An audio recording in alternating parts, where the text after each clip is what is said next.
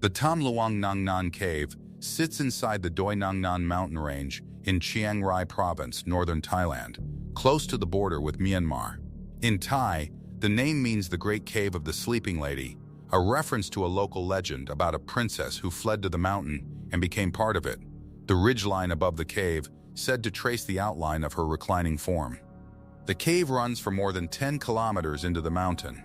What everyone in the area knew about Tham Luang was that it flooded during monsoon season. Not slowly, not unpredictably. The rains between May and October raised the water table in the mountain, turning accessible corridors into flooded tubes, in which the only way through was to dive. Locals did not enter Tham Luang between May and October. The signs at the entrance said this explicitly. On June 23, 2018, a youth football team entered the cave. The Wild Boars were a youth football team from the Mae Sai District 12 boys between the ages of 11 and 16, and their 25-year-old assistant coach, Ekapal Chanthawang, known as Ek. They had come to the cave after practice. Their bicycles were left outside. Some left their shoes at the entrance. What they could not have known was that several miles away, the monsoon rains that would not usually arrive for several weeks had come early. And the water that fell on those hills had one direction to go. They moved deeper into the cave than intended, reaching a chamber called Pattaya Beach, approximately 2.5 kilometers from the entrance. By the time they realized the water behind them was rising, the passage back was already flooding. They moved to higher ground inside the cave. They waited. The water kept rising. When the boys did not return, their families went to the cave. The bicycles were there. The shoes were there. The entrance was flooding. The Thai authorities were notified immediately. An operation that would eventually involve more than 10,000 people, divers, soldiers, engineers, medical personnel, volunteers began. Pumping operations pulled millions of liters of water out of the cave system continuously, day and night.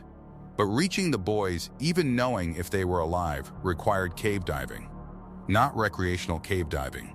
The specific discipline of navigating tight, flooded passages in total darkness, at depths and distances beyond the safe operational range of almost every diver on site. The operation that grew on that hillside had the resources of multiple national governments and the attention of the world's media. But the thing it needed most was not something those resources could provide. It came from two middle-aged British men who did this as a hobby. Rick Stanton was a retired firefighter. John Valanthan worked in it. They were hobby cave divers who had spent decades developing a specific competence in navigating flooded underground passages. They were among the best in the world at it. They arrived at Tham Luang on July 2nd, 9 days after the boys entered the cave, and dived into the flooded passages. Several hours in, Valanthan's torch picked up something in the darkness ahead. He counted. 12 boys, 1 coach. All of them alive, sitting on a ledge above the water in the chamber they had retreated to 9 days earlier. Valanthan later described the moment with a specific simplicity. He said he was unable to speak. The boys had survived 9 days in a flooded mountain with no food and no way out, largely through the intervention of their coach Ek, who had spent time as a Buddhist monk and taught the boys meditation techniques for slowing the breath and managing the mind under extreme conditions. They were weak and dehydrated. They were, by most accounts, calmer than the people who had come to find them. But being found was not being rescued. The chamber was 2.5 kilometers from the entrance, with approximately 1 kilometer completely submerged, flooded to the ceiling, passable only by diving. 3 options were assessed. Wait until October when the cave would drain 4 months underground, oxygen levels falling, the boys unlikely to survive it. Drill down from above the rock was too solid, and the timeline too long. Or bring the boys out through the flooded passages, a 3-hour underwater journey through sections tight enough that a single diver had to pass through alone. The boys could not swim. None of them had any diving experience. Teaching them to dive well enough to navigate those passages in the time available was impossible, which left something that had never been done before. Before the rescue could begin, it cost a life. Saman Kunan was 38 years old, a former Royal Thai Navy SEAL, who had retired but volunteered for the operation. On July 6, 2018, he was returning through the cave after delivering oxygen tanks to the diving stations throughout the system. On his return journey, his own oxygen ran out. His dive partner attempted resuscitation inside the cave. It was not possible. Salmon became the only fatality of the rescue operation. He died not in the extraction itself, but doing the logistical work, the kind of task that doesn't make headlines, but without which nothing else is possible. Thailand declared him a national hero. The rescue continued. Stopping would have meant his death contributed to saving no one. That was not a conclusion the people on that hillside were willing to accept. Rick Stanton had witnessed what happened when a group of pump workers trapped briefly during the operation and brought out through a short flooded section, panicked underwater. They had been underwater for 45 seconds. They had nearly drowned. The boys faced a 3-hour journey. Stanton's idea was to anesthetize them, keep them unconscious for the entire extraction, carry them face down through the flooded passages. He called a friend. Richard Harris was an Australian anesthetist and cave diver, one of very few people on Earth who held both qualifications. In June 2018, Harris was about to leave on a cave diving holiday to the Nullarbor when the call came. His initial answer was that this would be impossible. He went anyway. He identified 3 main risks: the masks filling with water and the boys drowning inside them, airway obstruction from an unconscious head falling forward, and hypothermia. Dosing was based on estimated body weight 5 milligrams per kilogram for induction, 2.5 for top-ups. Harris had not weighed the boys. He estimated. He was calculating, in a flooded mountain, how much ketamine to give a malnourished child to keep them unconscious for 3 hours without killing them. Non-medical cave divers were trained briefly to redose ketamine if a boy showed signs of waking. They were not doctors. They had been given in a short time enough of a medical briefing to keep a sedated child alive through flooded cave passages. Harris did not have diplomatic immunity in Thailand until the second day of the rescue. On day 1, if a child had died, he could have faced criminal prosecution in a foreign country. He made the decisions anyway. On the first day, divers carried 4 boys on the 3-hour journey to the surface. At each air chamber along the route, the diver surfaced and checked whether the boy was still breathing and adequately sedated. If he was twitching, the diver injected more ketamine. All 4 reached the surface alive. The process was repeated over 2 more days. On the final day, a heavy monsoon rainstorm was coming. All 5 remaining individuals were extracted before the cave could flood completely. Every one of the 13 people who entered Tham Luang on June 23rd came out alive. The boys decided among themselves who would leave first based on the distance each one lived from the cave, because they thought they had to cycle home. Harris later told National Geographic, "I didn't think it would work at all. It worked. Entirely, 13 people came home. 1 did not." Columbia County, Pennsylvania sits in the anthracite coal region of the northeastern part of the state, a landscape shaped across more than a century of industrial extraction by what was taken out of it. The mines that produced the anthracite coal that heated American homes and powered American industry in the 19th and early 20th centuries left behind a specific kind of landscape, one that looks, on the surface, like ordinary Pennsylvania farmland and small-town America, but underneath contains miles of abandoned tunnels, shafts, and chambers from which the coal has already been removed and to which very little attention is paid once the extraction is finished. Centralia was a borough in that landscape, a small coal town with a church, a main street, a population that peaked in the early 20th century and declined gradually as the industry that had created it declined around it. By 1962, about 1,500 people still lived in Centralia. It was not a prosperous place, but it was a community, the kind of place where people had lived for generations, where the church was still full and the neighbors still knew each other by name.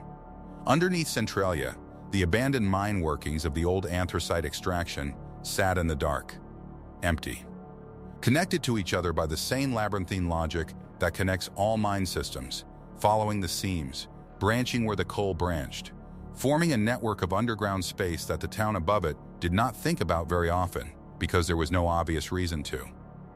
That was about to change. In May 1962, the Centralia Council met to discuss the approaching Memorial Day and how the town would clean up the Centralia landfill. The landfill was located in an abandoned strip mine pit at the edge of town, and it was getting full.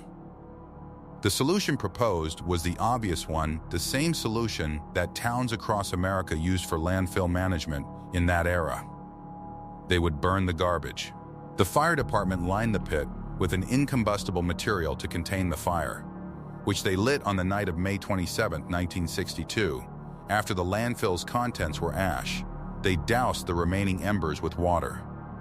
However, 2 days later, residents again saw flames.